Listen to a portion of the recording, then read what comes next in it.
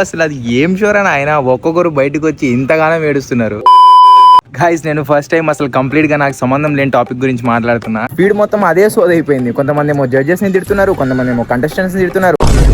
నేను కూడా ఇప్పుడే 2 ఎపిసోడ్స్ చూసిన. ఉప్పల్ బాలుని అయితే అలా డైరెక్ట్ గా రిజెక్ట్ చేయడం నాకు చాలా అన్ఫైర్ అనిపించింది. బికాస్ ఈ రియల్లీ డిజర్వ్ ఏ ఛాన్స్. హౌస్ లో ఒక్కొక్కరిని ఒక్కొక్క డిఫరెంట్ కేటగిరీలో తీసుకుంటారు కాబట్టి ఒక డాన్సర్ ఉండొచ్చు, ఒక యాక్టర్ ఉండొచ్చు, ఒక యాంకర్ ఉండొచ్చు. బట్ ఉప్పల్ బాలు అనేవాడు ఒక డిఫరెంట్ ఎంటర్టైనర్ కాబట్టి తనది ఒక యూనిక్ క్యారెక్టర్, తను డిజర్వ్ చేస్తాడు అనిపించింది నాకు. నీ దగ్గర జడ్జిమెంట్ అయితే మరీ వర్స్ట్ ఉంది. మీకు ఒక పర్సన్ నచ్చలేదు అన్నప్పుడు రిజెక్ట్ చేయొచ్చు కదా, మరి వాళ్ళని ఇన్సల్ట్ చేయడం ఎందుకు? మొత్తం జడ్జెస్ తప్ప ఒకటే కాదు, కొంతమంది కంటెస్టెంట్లు కూడా ఎలా వెళ్ళారంటే లోపలికి వెళ్ళి ఎవడో రోస్ట్ చేస్తా అన్నాడు, వీళ్ళు అడుక్కుంటున్నారు, జడ్జెస్ అడుక్కుంటున్నారు మమ్మల్ని రోస్ట్ చేయి అంటే ఆయనే రోస్ట్ చేయకుండా నీకు ఎలాంటి టాలెంట్ లేదు, బయటకు వచ్చేసి మళ్ళీ నాకు ఎలాంటి టాస్క్ ఇవ్వలేదు అంటాడు. బ్రో రోస్ట్ చేయమనింది టాస్కే కదా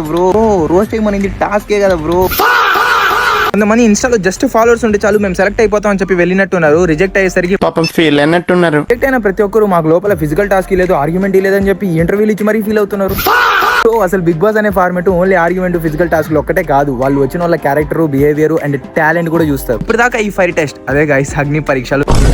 మీ ఫేవరెట్ ఎవరో కామెంట్ చేయండి. అండ్ ఈ టాపిక్ మీద మనం వీడియోస్ చేయాలా వద్దా అనేది కూడా నన్ను ఫాస్ట్ గా ఫాలో చేసి కామెంట్ చేసేయండి. రేపటి నుంచి ఇచ్చి పడేద్దాం.